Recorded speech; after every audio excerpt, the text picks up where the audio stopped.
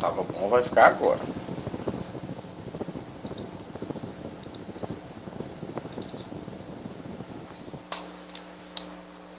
Bom, a gente vai fazer a correção da nossa atividade, né?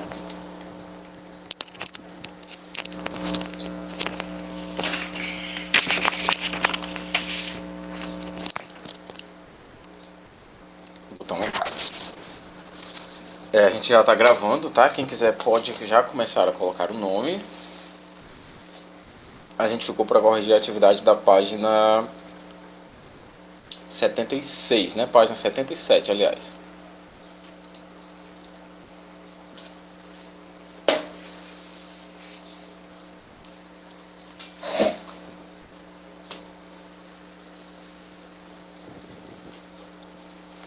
Lembrando que essa atividade a gente fez uma parte da correção.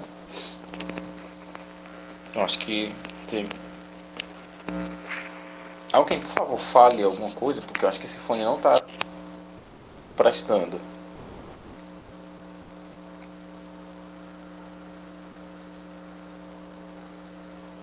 Acho que é esse daqui. Bom, vamos lá. Todo mundo livro aberto, página 77, tá certo? Para a gente começar a nossa correção.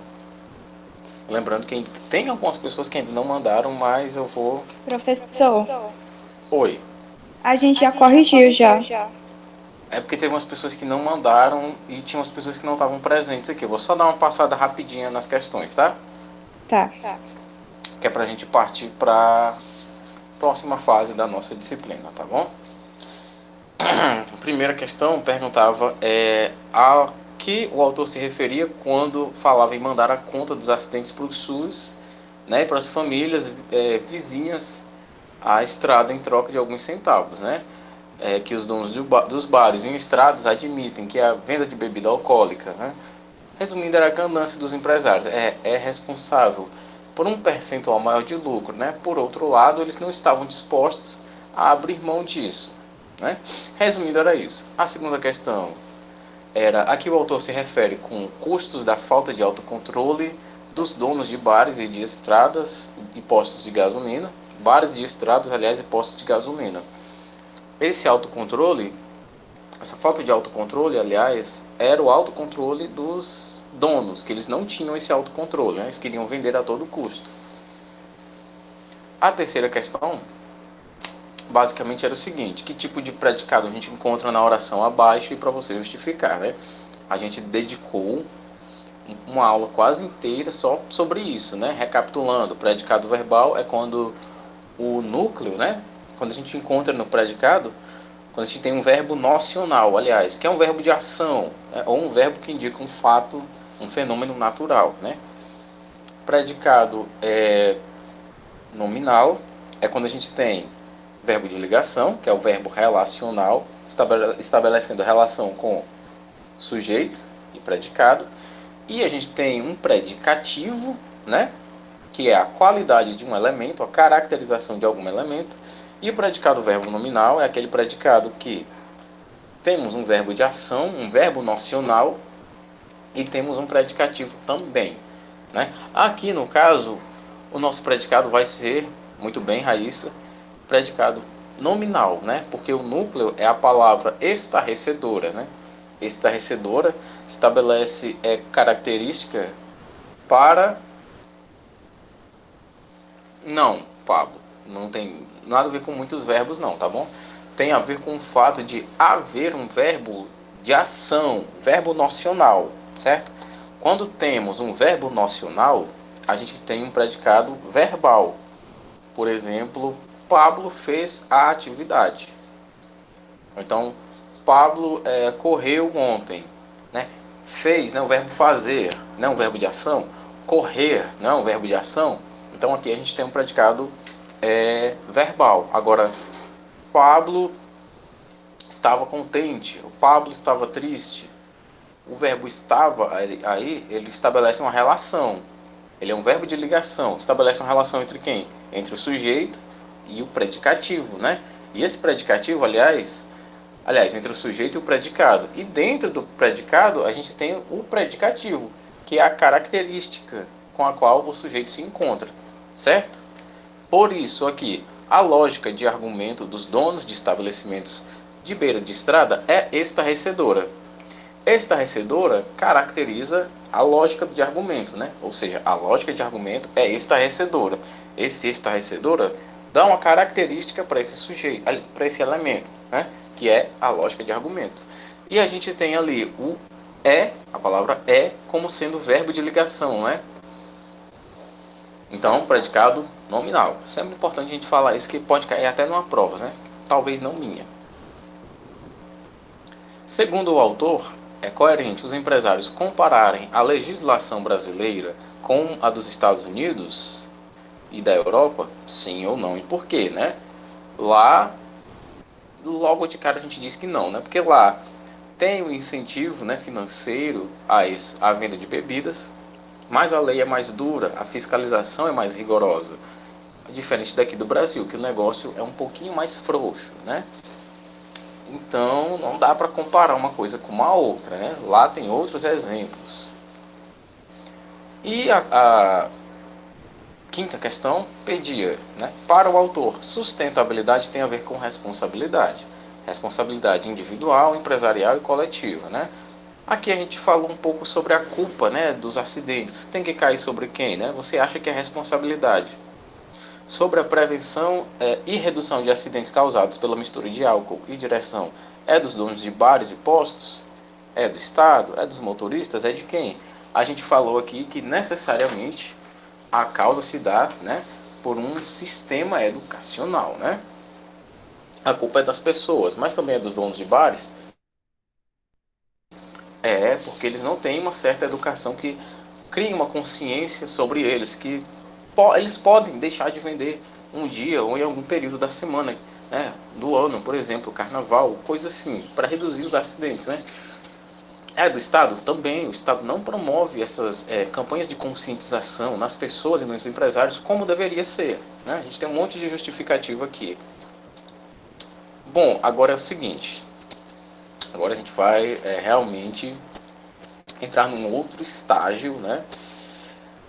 Que além das produções que a gente ainda tem duas produções para fazer do livro, a próxima etapa dessa disciplina vai se dar da seguinte maneira: a gente vai trabalhar um tema por semana, certo? Prestem muita atenção nisso aqui. A gente vai estudar um tema por semana.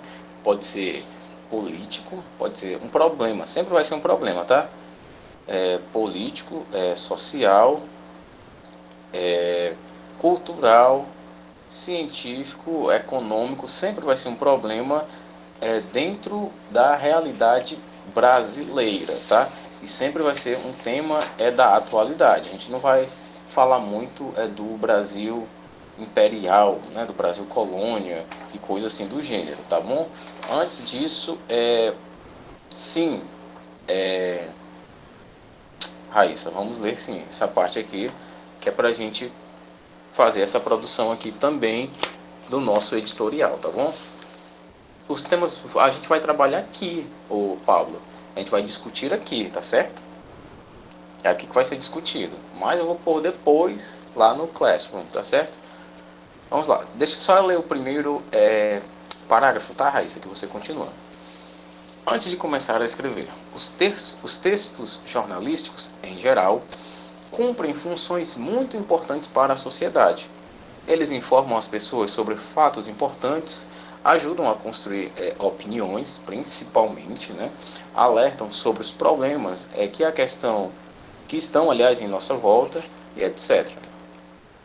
Exatamente como faz o editorial que você vai ler agora, antes de começar a escrever o seu. Por favor, Raíssa. Está me escutando, professor? Ótimo. A sociedade do sedentarismo. As pesquisas inéditas que apontou um panorama sobre como anda a saúde do brasileiro revelou um retrato que merece alerta. Quase 40% dos brasileiros sofrem algum tipo de doença crônica. São doenças não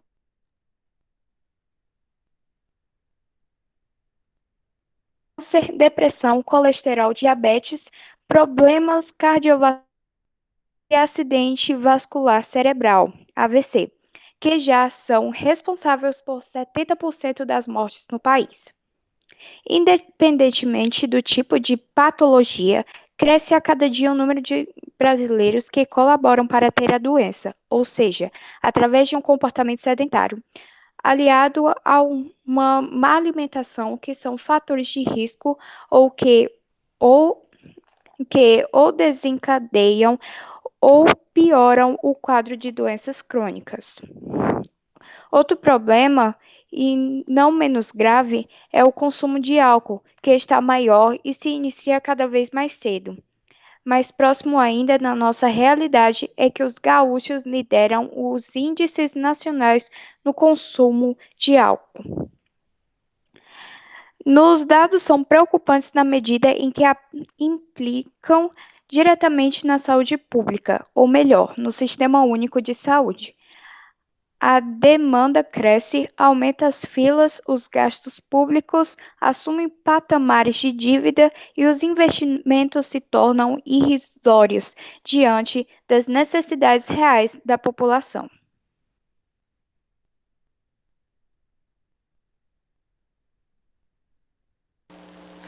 Bom, então vamos discutir um pouquinho sobre esse texto aqui. Necessariamente, sedentarismo a gente sabe, né, que é a falta, né, a não prática esportiva, que poderia ser uma simples caminhada no fim de tarde, né? Ser sedentário é não praticar atividades físicas com uma certa constância, né? E se estamos falando da sociedade do sedentarismo, então é muita gente que tem esses péssimos hábitos físicos e também alimentares, né? Então aqui a pesquisa aponta, né, que quase 40% dos brasileiros sofrem de alguma doença crônica que poderia talvez não existir caso a pessoa tivesse bons hábitos, né? Praticasse alguma atividade física ou se alimentasse bem. E é importante a gente deixar bem claro, né, bem definido, que a alimentação boa, né, a comida boa, está bem longe de ser comida cara, né? Comer bem não significa gastar muito dinheiro, né? As pessoas têm uma certa ideia de que comida boa, comida saudável é comida cara. Ou então tem aquele negócio de comida fitness. Não, comida fitness isso não existe não, tá certo? Isso é invenção da mídia, fazendo marketing para vender certas coisas um pouco mais caras. Além do peso além do preço real das coisas, tá certo? Agora, fazendo uma certa relação desse texto com o texto da página anterior, claro que aqui também, né, a gente encontra um certo sucateamento, né, da instituição do SUS, porque se a gente tem mais pessoas com essas doenças crônicas causadas pelos péssimos hábitos alimentares, né, pelos péssimos hábitos de não praticar atividade física também, e também pelo consumo de álcool, que é cada vez maior, tá certo, Paulo? Cada vez maior e começa cada vez mais cedo, então a gente tem aqui, né, tem de cara a falta, né, de uma política educacional, né, uma política que venha a conscientizar as pessoas sobre o que é que vai acontecer com elas caso elas continuem com essa prática. Claro, aqui a gente toca numa coisa importantíssima, que é o livre arbítrio. Obviamente você pode comer o que você quiser, meu querido, mas é inegável que quando eu trago certas informações para as pessoas, vai despertar uma certa consciência nelas, né? Porque, por exemplo, muitos dos programas para pessoas que querem parar de fumar, mas não conseguem, né? Uma das principais etapas, né, desse tratamento é levar a pessoa que é fumante para um hospital, né, mais precisamente para a ala onde estão as pessoas em fase terminal da vida com doenças terríveis causadas pelo cigarro. Ou seja, a instituição leva um monte de gente para esse hospital para ver qual será o destino delas caso elas continuem fumando. Você vê pessoas com câncer em vários aparelhos aqui da garganta, câncer no esôfago, na traqueia, no pulmão, pessoas sem os dentes porque caíram por conta do cigarro, câncer na boca, câncer em tudo que é canto, porque o cigarro dá câncer em tudo que é canto, e outros males, né? O envelhecimento da pele, e por aí vai, né? Cigarro, o mais legalizado, o mais bonitinho, tem em média 4.700 substâncias tóxicas, né? É uma bomba nuclear, entre aspas, é claro.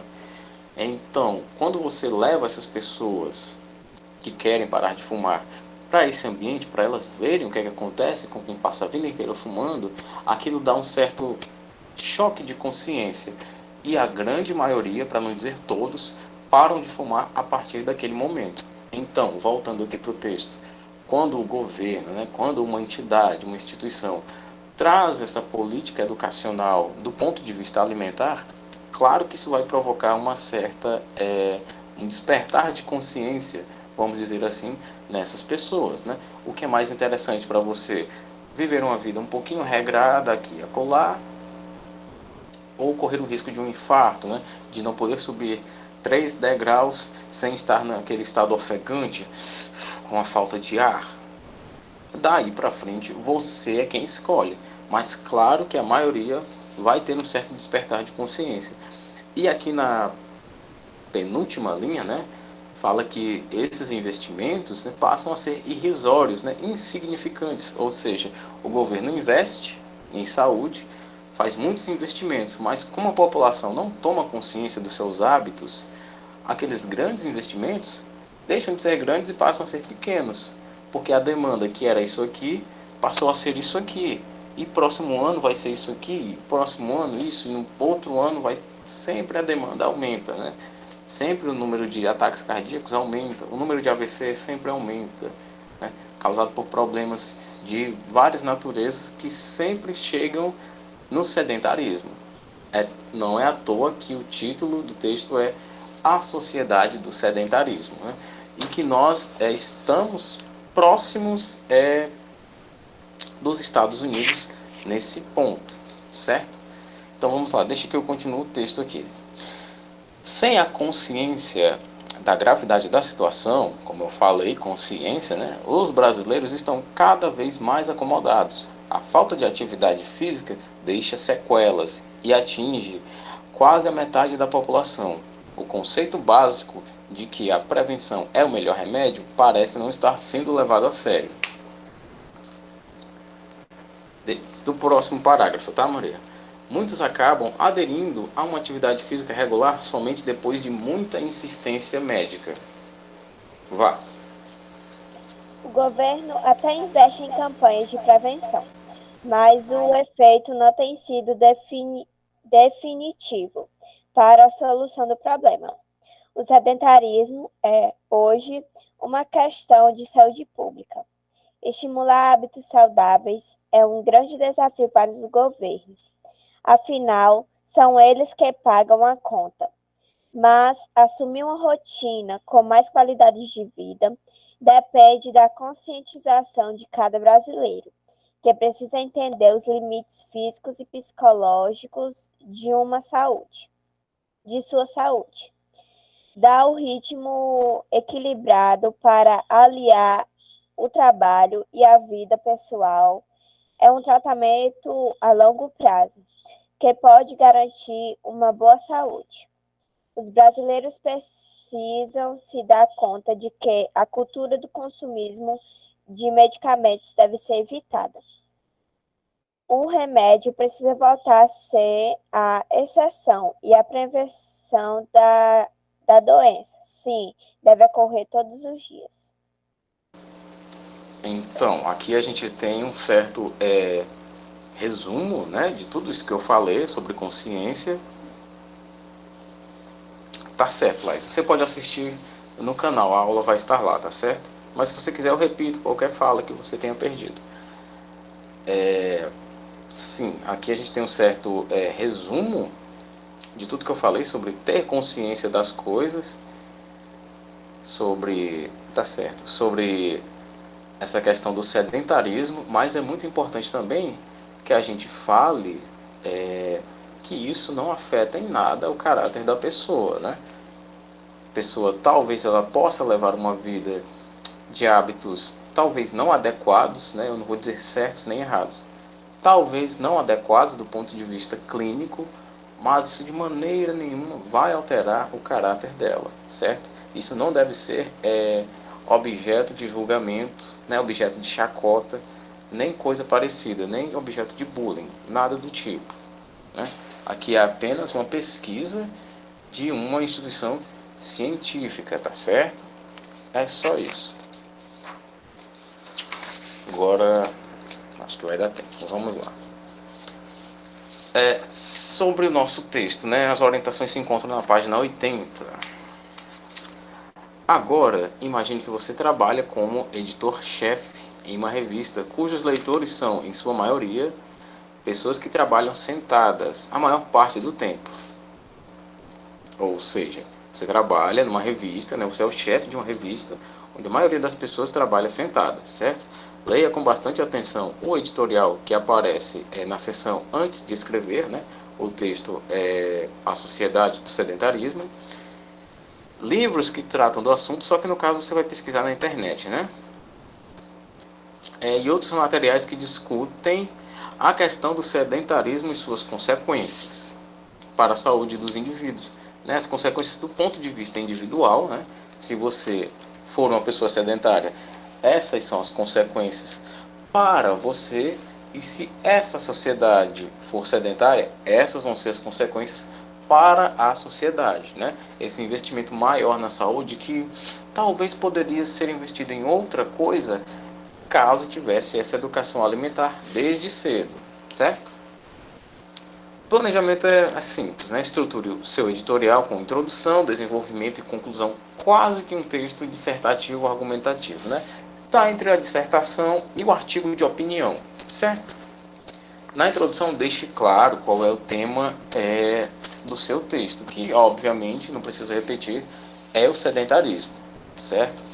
No desenvolvimento, apresente fatos, no caso, apresente dados, traga números, como esse texto trouxe, né? Você pode, por exemplo, partir da ideia de sedentarismo no Ceará, ou você pode pesquisar com alguma pessoa que saiba de educação física, pode ser até eu, sobre sedentarismo na nossa região aqui, do maciço, e por aí vai, né? Você também pode comparar Brasil com outros países, né? Eu sugiro comparar Brasil com Estados Unidos, já que a gente está caminhando para chegar no mesmo nível deles de obesidade, né? O que é um dado triste. Na conclusão, procure propor solução, né? Propõe uma solução para isso, né? Como o nosso texto sugeriu aqui também, a conscientização da população.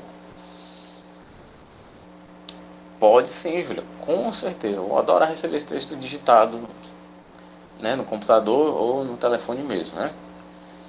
Faça uma segunda leitura. Dessa vez você irá grifar as principais informações do texto base, né?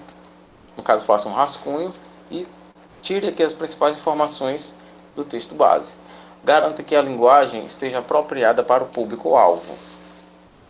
Isso aqui é o que eu sempre falo. Você vai usar a linguagem informal, lembrando que linguagem informal não é uso de gírias, né? Não é diminuir as palavras, né? Você usa a linguagem formal, nada mais é do que você usar a linguagem que todo mundo entende, né? Eu posso fazer um texto sobre medicina sem usar termos específicos, muito técnicos, né?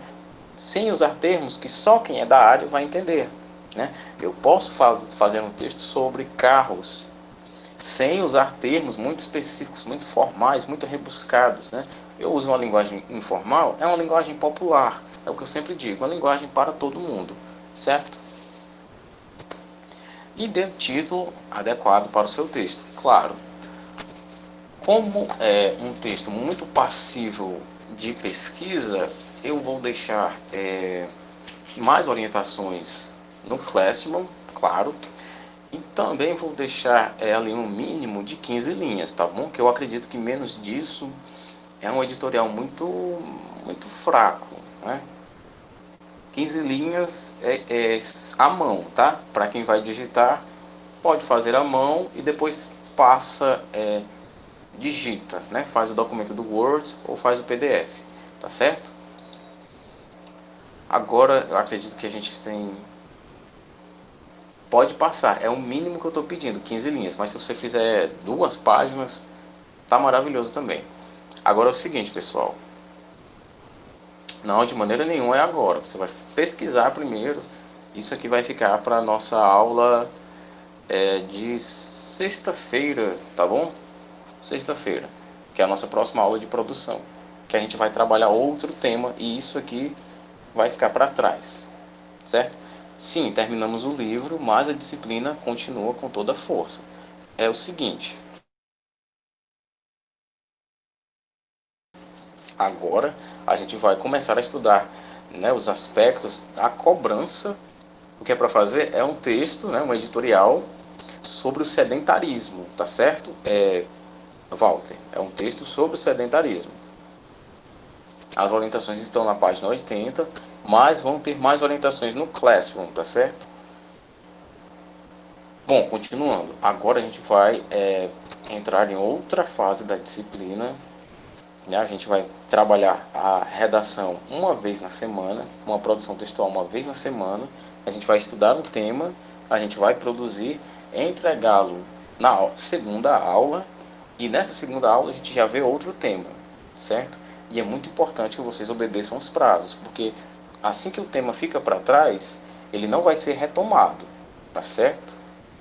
Ele não vai ser retomado porque a disciplina tem que progredir, certo? Deixa eu abrir aqui o chat. É verdade que é melhor. Você aprende 95% de um tema quando você está ensinando ele, tá certo, Patrícia? Então é muito interessante essa coisa, né? Isso é neurológico, que você aprende mais quando você ensina. Você aprende novas formas de ensinar aquilo, você fixa aquele conteúdo, talvez você já sabia, mas ele não estava fixado na sua cabeça. E quando você ensina para alguém, aí sim ele fica 95% mais fixado ali, certo? Voltando aqui, como eu falei, um tema num dia, entrega na segunda aula, e nessa segunda aula a gente já trabalha outro tema. Enquanto isso, a gente vai ver os aspectos da redação, né?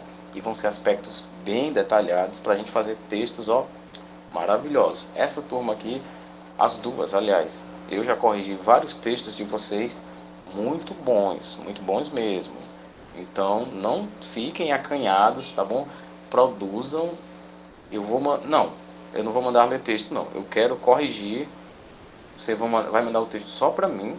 Só quem vai ver o texto sou eu, tá certo? Eu vou corrigir o que tiver de ser corrigido e devolvo o texto para vocês, tá bom? É desse jeito que aqui funciona. Não vai ter exposição, tá bom? Portanto, não fiquem acanhados. Então vamos lá, eu queria que vocês prestassem atenção nisso aqui. Na primeira competência de correção. De correção, aliás, não, de redação. Todo mundo vendo, né? Bom, vamos lá.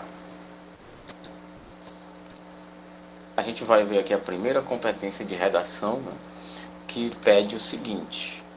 O que é que ela diz? Demonstrar domínio da modalidade escrita formal da língua portuguesa. Ah, então quer dizer que é só eu escrever bem, escrever bonitinho? Não. Não necessariamente tem a ver com caligrafia, né? Com escrita bonita. Tem a ver com eu saber sobre concordância verbal, regência verbal, pontuação. É mais ou menos por aí, mas não é apenas isso, certo? Essa competência pede muito mais do que isso, tá certo? Vamos ver aqui alguns aspectos, os quais a gente iremos nos debruçar, né? Primeiro é para você deixar definido o seu modo de falar, para que você deixe definido também o seu modo de escrever. Por quê? Um erro muito clássico, né, dos aprendizes de redação, né, é esse.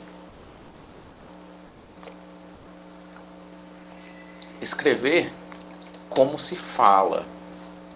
E, poxa vida, isso está muito errado, porque a oralidade, né, ela é muito diferente, a oralidade, muito diferente da escrita. Você usa arranjos, você usa instrumentos diferentes quando você fala e quando você escreve. Então não dá para escrever uma redação da mesma maneira como você fala. A menos que você seja um falante da língua portuguesa, deixe-me ver, do ano de 1850, alguma coisa assim, né? Onde se usavam palavras muito rebuscadas, né? Lembrando que a redação, né, é um texto científico, né? Ela é um texto que resulta de uma pesquisa, né? Nem que seja a pesquisa que você fez no seu cérebro, coletando as informações que você sabe. Então, você vai usar a escrita formal. Nada de escrita informal, tá certo? Aqui você usa a linguagem formal, bem direcionada para o seu texto. Alguns dos tópicos que a gente nota que essa competência que exige de nós são esses aqui. A ortografia, né, que realmente é saber escrever, saber como é que escreve uma certa palavra. A acentuação, importantíssimo, isso aqui tira muitos pontos. A aplicação do hífen, né, a hifenização, que eu vou dedicar realmente metade de uma aula, que não vai ser essa, que já passou muito tempo, só para falar disso, porque o novo acordo ortográfico já está em vigor e é importante que a gente saiba quais são as palavras que tinham o hífen e depois perderam, e principalmente quais eram as palavras que não tinham hífen e depois ganharam, né? Mas professor, peraí, pelo amor de Deus, isso aqui está mais para gramática, está mais para a língua portuguesa do que para produção, do que para redação. É o seguinte, eu não consigo, né, é impossível separar o estudo de uma redação, de uma produção de um texto, do estudo da gramática, né, da sintaxe, da morfologia. Não dá para separar isso. Então, estudar a redação é sim estudar a língua portuguesa. Isso é um pouco claro, né, um pouco óbvio, mas temos a necessidade de falar isso. E também o uso de letras maiúsculas e minúsculas, né, que embora a gente saiba algumas regras, tem um pequeno detalhe que também é importante de ser dito, certo? Sobre a questão da ortografia, né, o principal ensinamento que eu tenho para trazer para vocês é aumentar o seu repertório, né, vocabular e cultural por meio da leitura. É inegável, quanto mais eu leio, mais eu conheço palavras, né? E principalmente mais coisas eu sei, o meu repertório vai aumentando, né? Então, se você lê mais coisas sobre a atualidade, seu repertório cultural, sobre fatos, sobre dados, sobre coisas que estão acontecendo nos dias de hoje, vai aumentar, né? Claro que vai aumentar. E uma coisa importante do repertório pode falar, Ana, uma coisa importante do repertório vocabular é você saber escolher bem.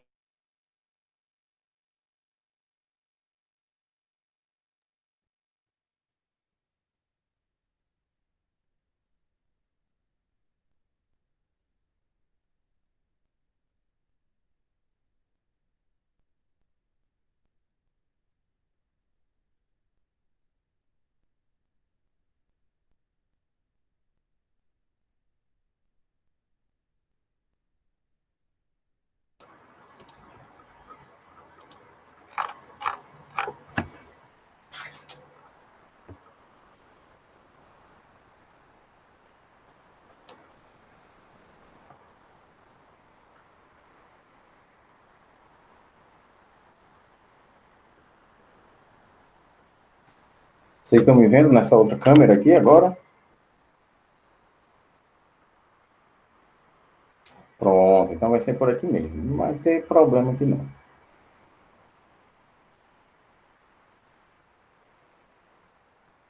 Ela só tem um pouquinho de qualidade a menos. E é o seguinte, eu não estou vendo o chat, tá? Então, se vocês tiverem alguma dúvida, falem aqui pelo microfone, tá bom?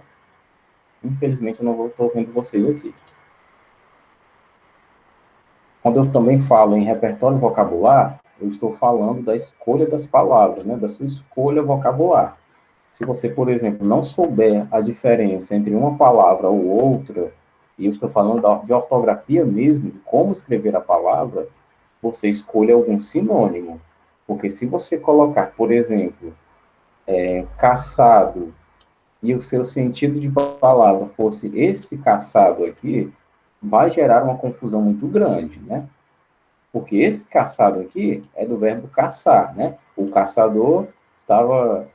Ou então, deixa eu ver, o homem estava caçando a onça, né? É esse caçado aqui que você usa, né?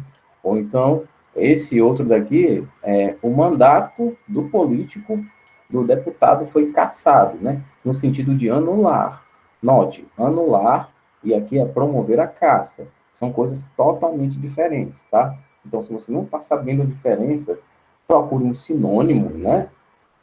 Alguma coisa que tenha o mesmo sentido, mas saiba muito bem escolher a palavra para que você mantenha a coesão, para que o texto mantenha o sentido. Se você escolher a palavra errada, note que parece a mesma coisa, né? Caçado, caçado. Aqui embaixo, ó, traz, traz. Aqui é do verbo trazer, né? E aqui, esse segundo aqui é no sentido de algo que está nas costas, algo que está atrás mesmo, né? Esse traz aqui é do verbo trazer, com Z no final. Aqui o sentido também é um pouquinho diferente, né? Esse censo e esse censo aqui, a pronúncia é a mesma, mas um é levantamento de dados, é pesquisa, o outro é senso de sentido, né? Bom senso, e por aí vai. Aqui também a gente tem, olha, acender e acender também. Esse primeiro acender aqui é de acender, por exemplo, o palito de fósforo. Esse segundo aqui é de alguma coisa que está em ascensão, está se erguendo, se levantando. Então, você saiba muito bem escolher as palavras para que o seu texto mantenha o sentido, certo? Isso que já vale para a produção que eu mandei vocês fazerem aqui da página 80.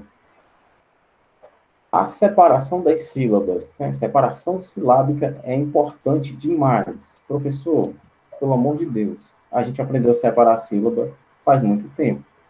Para que eu vou querer separar uma sílaba numa redação? Quando eu separo uma sílaba, né? Quando eu separo de uma linha para outra. Não coube aqui no finalzinho da linha, não coube a palavra inteira. Então, eu vou ter que separar, eu vou ter que quebrar ela, uma parte aqui e a outra parte aqui embaixo, né? E tem uma regra, né? Aliás, tem várias regras para isso, certo? Não é só separar a sílaba. Lembrando que uma sílaba é um trecho da palavra que pronunciamos com uma emissão de voz só, né? Cada sílaba é pronunciada separadamente. Então, a gente vai ver aqui agora algumas regras de translineação. Deixa eu só ver o nosso tempo aqui. A gente tem 1 minuto só.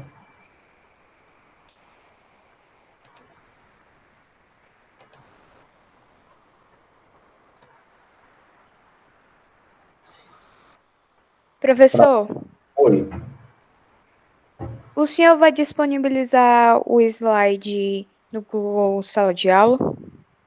Eu vou sim, mas é porque tem muita coisa que eu preciso explicar mesmo. Por exemplo, a translineação dos ditongos, dos hiatos, do tritongo, consoante mais consoante, dos dígrafos, os prefixos, a acentuação, uso do hífen, uso de letra maiúscula e minúscula, concordância verbal, concordância nominal, regência verbal, regência nominal, e só.